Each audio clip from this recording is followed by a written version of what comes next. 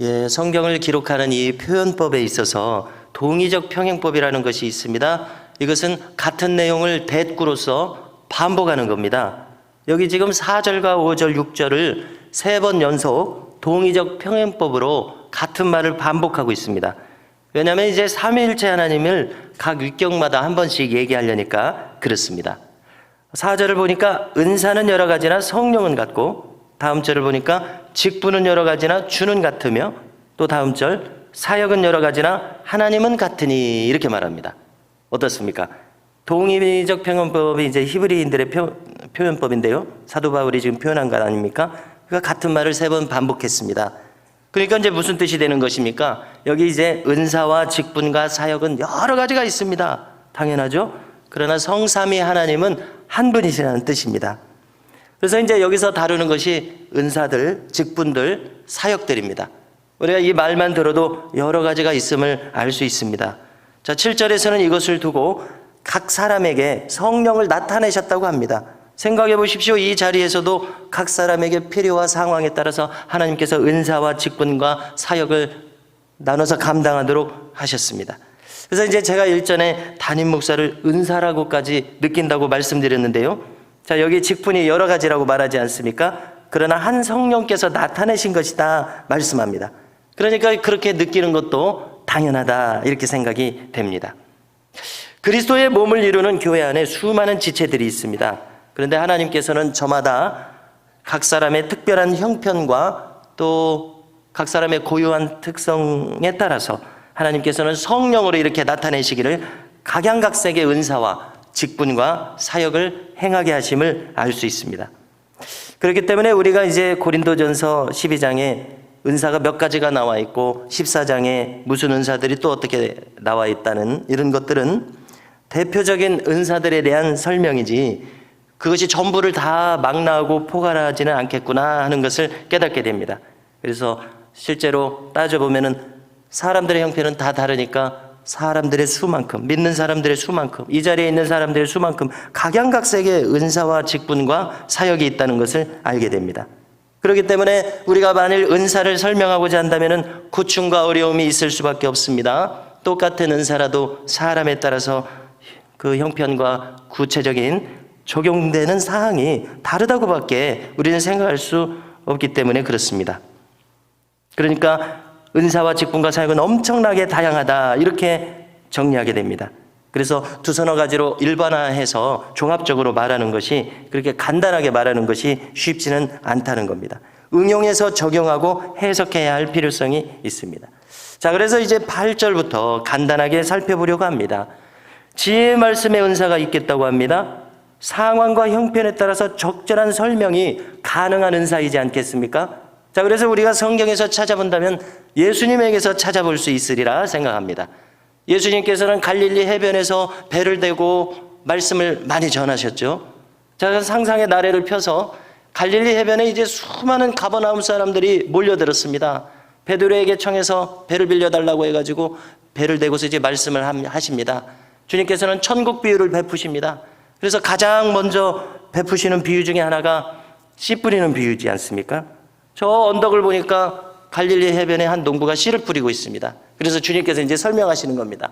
여기 길가와 같은 마음밭이 있고, 돌짝밭과 같은 마음밭이 있고, 가시덤불과 같은 마음밭이 있고, 옥토밭과 같은 마음밭이 있는데 여러분들은 옥토밭같이 돼야 30배, 60배, 100배의 결실을 하겠습니다. 그래서 우리도 가만히 한번 생각해 봅니다. 길가 전혀 열매를 맺을 수 없죠. 돌짝밭 열매를 맺을 수 없죠. 가시덤불 열매를 맺을 수 없습니다. 그러니까 우리는 반드시 옥토밭과 같이 되어야 열매를 맺고 천국 백성이 된다는 것입니다. 여러분, 이렇게 알기 쉽게 적절한 말씀을 주님이 이제 전하셨는데요. 이것이 지혜의 말씀의 은사일이라 생각하게 됩니다. 자, 이것은 기프트입니다. 무슨 뜻입니까? 하늘로부터 주어지는 지혜인 것입니다. 위로부터 부여받은 지혜입니다. 그래서 은사라고 합니다. 세속적으로는 천재라는 말을 쓰는데 하늘이 부어준 재능이라는 거 아닙니까? 자, 그래서 가만히 생각해 보면은 교회에서는 이 지혜의 말씀의 은사가 참으로 적절하게 필요하다는 것을 알 수 있게 됩니다.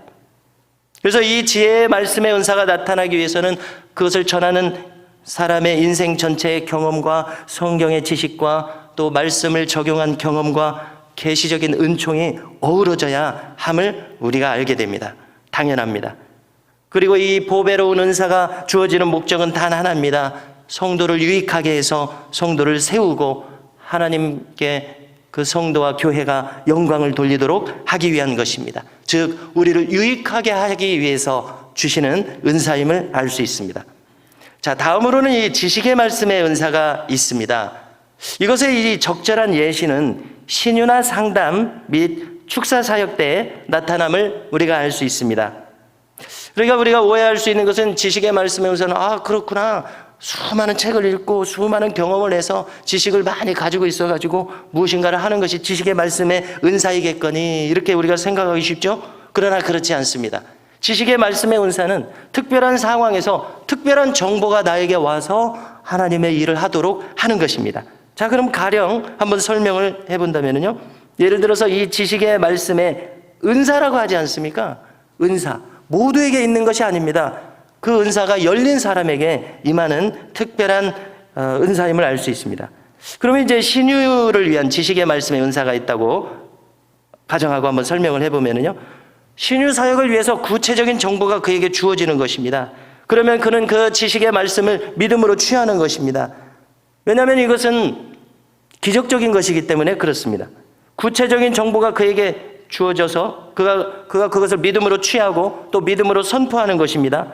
그렇기 때문에 이것은 민감하고 조심성 있게 다뤄져야 하고, 그것을 행하는 분이 성숙하게 훈련이 된 분이어야 합니다. 아무렇게나 말하면 안 되기 때문에 그렇지 않겠습니까? 그래서 이제 믿음을 활성화해서 이것을 선포하는 일이 있기 때문에 즉흥성이 있고 모험성이 여기 있습니다. 당연하지 않겠습니까? 3차원, 점선면, 3차원을 살아가는 우리가 저 영의 세계에서 어떤 정보가 온다는 것은 당연히 즉흥성과 모험성이 있습니다.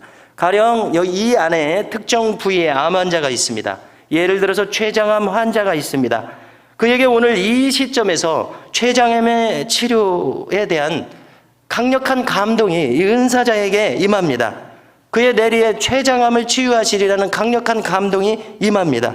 그러면 이 감동을 그는 믿음으로 취합니다. 얼마나 예민한 일이겠습니까? 얼마나 모험적인 일이겠습니까? 그리고 이것을 선포합니다. 여기는 엄청난 믿음의 용기가 필요합니다. 회중 가운데 수많은 종류의 환자가 있겠지만 그날 그 시점에 췌장암 치유에 대한 강한 역사심이 지금 임하고 있는 것입니다.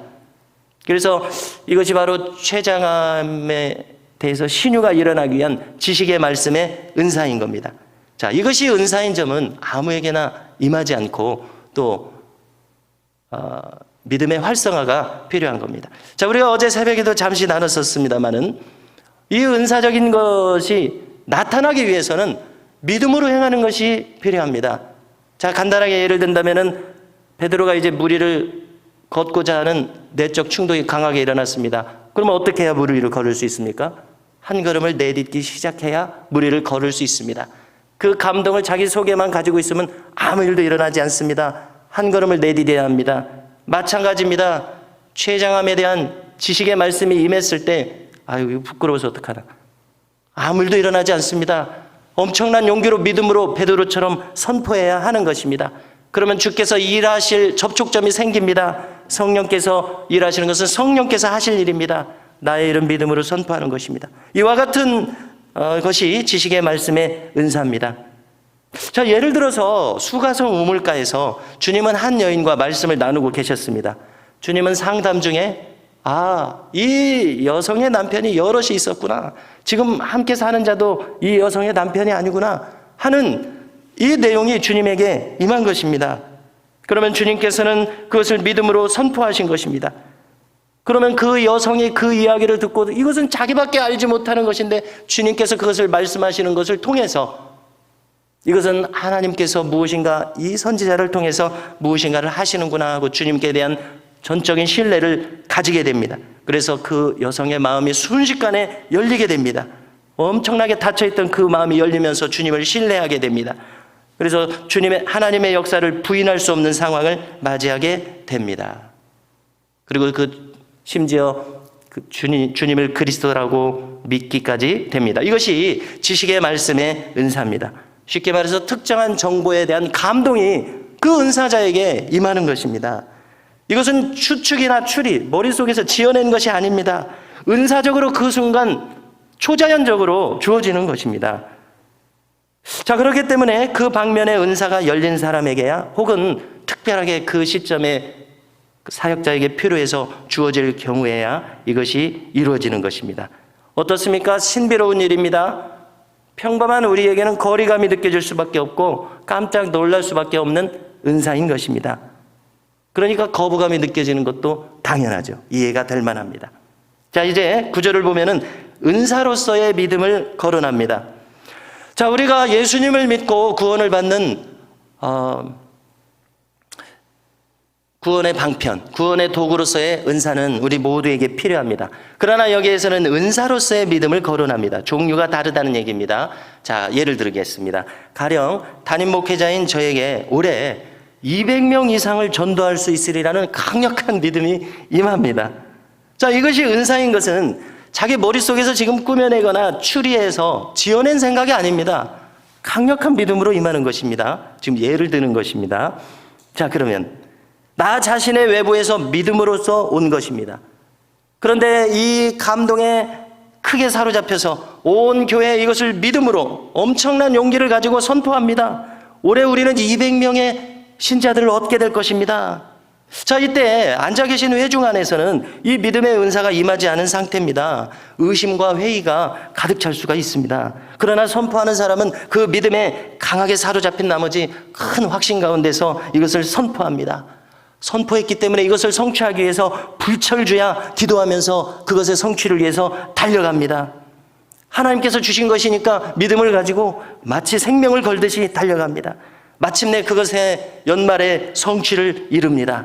모두가 놀라면서 하나님께 영광을 돌립니다. 성도 여러분, 말로는 안 되는 것이 없습니다. 자, 이것이 은사로서 믿음입니다. 자, 이어지는 은사들이 많이 있습니다. 병고침의 은사, 능력 행함의 은사, 예언함의 은사들이 있습니다. 자, 여기서 우리가 요점을 취하고자 합니다. 이 요점은 한 성령께서 행하시는 것입니다. 오직 그분의 뜻에 따라서 각 사람에게 나눠주십니다. 자, 이것은 주어진 상황에서 특수성을 가진다는 것을 의미합니다. 일반적이거나 보편적이지는 않을 수 있습니다. 그런데 주님께서 이것을 나눠주시는 목적이 있습니다. 그 교회에, 그 성도에게 이것이 필요하기 때문에 그렇습니다. 교회를 세우고 유익하게 하기 위해서 이 일을 행하시는 것입니다. 성도를 돕고 세우려는 것입니다. 우리의 유익을 위해서, 우리를 세우시기 위해서 주신다는 사실입니다. 자, 그런데 우리가 주의할 것이 있습니다. 이처럼 은사가 풍성하게 나타났던 이 고린도 교회 아닙니까? 지금 고린도 교회 안에는 분쟁과 부도덕이 심각했습니다. 그래서 왜 사도 바울은 이렇게 말합니까? 건전한 교회론을 가르쳐서 교회를 지금 다시금 견실하게 세우려는 것입니다. 건전하고 질서 있는 은사론, 이 고린도 교회에 넘치도록 풍성한 이 은사들에 대해서 건전하고 질서 있는 은사론을 정립해서 지금 가르치는 겁니다. 가장 큰 은사는 우리가 오늘 읽지 않았습니다마는 사랑입니다. 그렇기 때문에 가장 큰 은사를 가지고 행함으로써 울리는 꽹과리와 같이 되지 말 것을 힘주어 사도 바울은 강조하고 있습니다. 가장 좋은 길을 알려주겠다고 하지 않습니까? 가장 좋은 길은 사랑 안에서 이 모든 일을 행하는 것이 가장 좋다고 말합니다. 그릇된 가르침을 전한 거짓 사도들이 고린도 교회를 어지럽힌 일들이 있었죠. 그것들을 밝혀냅니다. 그리고 그것을 허용하지 말 것을 주문합니다. 성도 여러분, 성령 하나님께서는 가장 좋은 은사들을 우리에게 주십니다. 왜 그렇습니까? 성도를 세우고 교회를 세우기 위함입니다. 우리는 큰 사랑 안에서 행하면서 모든 것을 질서 있게 해나가야 할 것을 바울을 통해서 배우게 됩니다. 그리하여 모든 불순한 것들을 결코 허용치 않는 교회가 되어야겠습니다. 그래서 오늘도 우리를 가장 좋은 길로 인도하실 것을 신뢰하면서 함께 더불어서 몸담은 이 온 교회와 지체들을 견실히 세워주실 것을 간구하는 우리 모두가 되실 것을 주님의 이름으로 부탁을 드립니다.